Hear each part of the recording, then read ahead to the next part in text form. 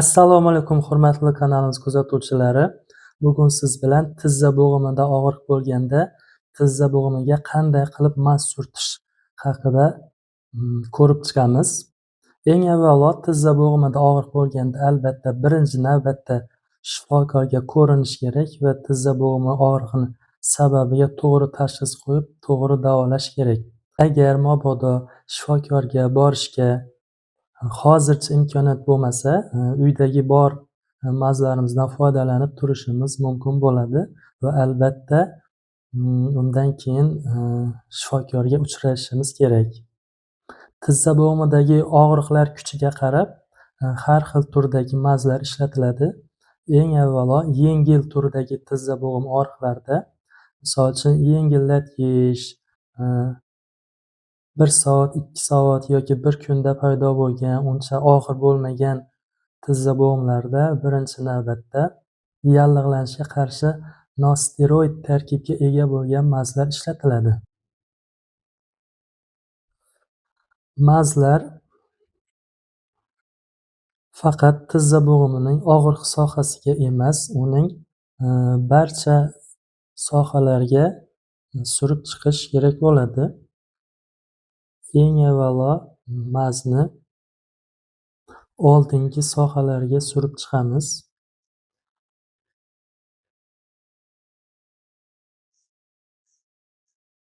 Bu surgan mazimiz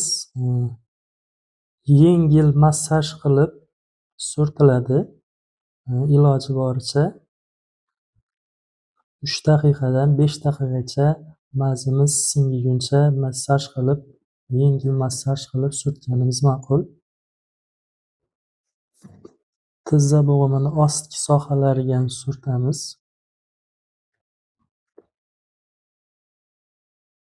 Mana shu yengil tizza og'riqlari, yengil tizza bo'g'imi lat yeyishlari, yengil payt cho'zishlarida aytganimizdek, tarkibida yallig'lanishga qarshi nosteroid dori vositalari bo'lgan mazlardan foydalansak bo'ladi.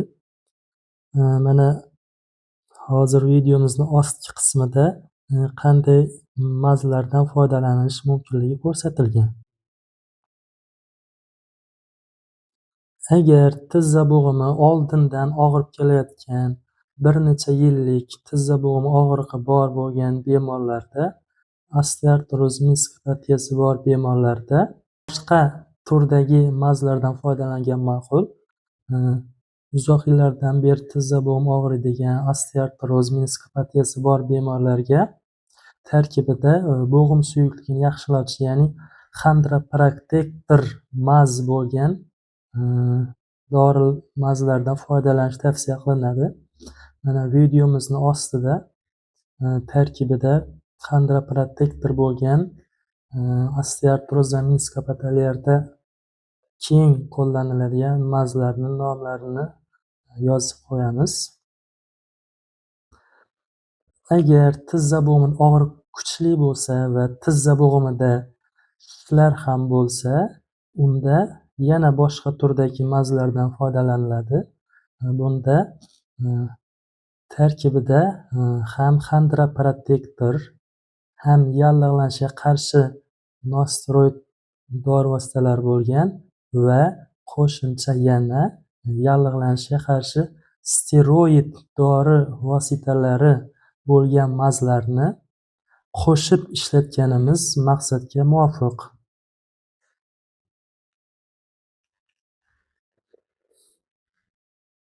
Misol uchun mana shish bilan kechgan tizza og'riqlarida birinchi mazni surtib oldik, singidi. Undan keyin ikkinchi tarkibda yallig'lanishga qarshi steroid dori vositasi bo'lgan mazimizni suramiz. Bu qo'shimcha ikkinchi maz, birinchi maz bilan birgalikda yallig'lanishga qarshi yanada samarali ta'sir ko'rsatadi. Albatta tizza bo'g'imini ostki sohalari bilan ham yaxshilab surtamiz. Yana bir takrorlab o'tamiz. Yengil turdagi tizza bo'g'im og'riqlarida bitta mazdan foydalansak bo'ladi. Ya'ni yallig'lanishga qarshi nosteroid vositasi bor bo'lgan maz. O'rta darajali tizza bo'g'im og'riq osteoartroz miskopatiya bilan kechadigan turlarda esa xondroprotektor guruhga kiruvchi mazdan foydalanamiz. Uchinchi og'ir darajali shish bilan ketuvchi tizza bo'g'im og'riqlarida ham xondroprotektor ham yallig'lanishga qarshi steroid tarkibiga ega bo'lgan 2 va 3 mazni kombinatsiya qilib qo'llaymiz. Mazimizni surib bo'lganimizdan keyin tizza sohasiga mana shunday oddiy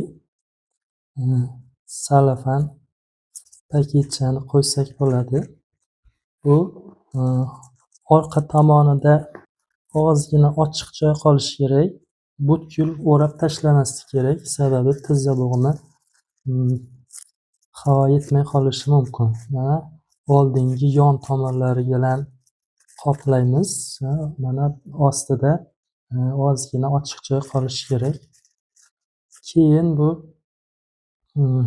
paket ustidan yengil mato bilan o'rab qo'yamiz. Misol uchun marli yoki bo'lmasa oddiy uydagi ro'mol bilan ham o'rab qo'yish kerak. O'raydigan matomiz yupqaroq bo'lishi kerak. Ham siqib bog'lamaslik kerak.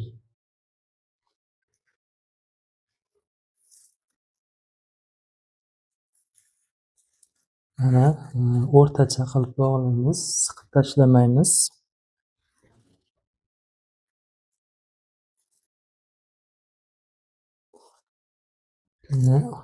Ochilib ketmasligi uchun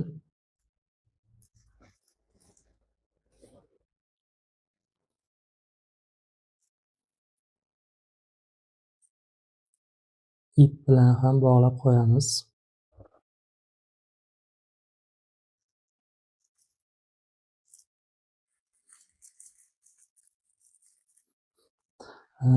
Mana shunday qilib har kuni kechqurun yotishdan oldin bu muolajani qilsak bo'ladi. Chunki kun bo'yi ko'pchilik ishda bo'ladi. Bunaqa maz surtib ko'chaga chiqish mumkin emas.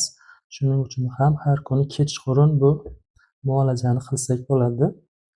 Albatta bu shifokorga borguncha vaqtinchalik uyda qilinadigan chora hisoblanadi. Albatta shifokorga uchrashib, tizza bo'g'imida og'riqni sababini yaxshilab tekshirib tashxis qo'yib, keyinroq to'liq lecheniyani olish albatta zarur.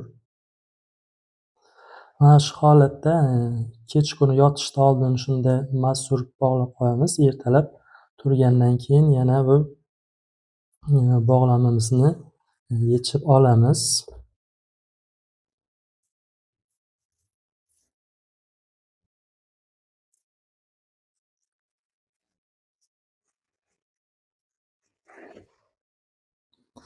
Ertalab bog'lamamizni yechib olganimizdan keyin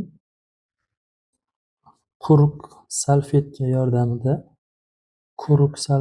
yordamida mana shu qolgan dog'larni surib olamiz va albatta shuni esda tutish kerak.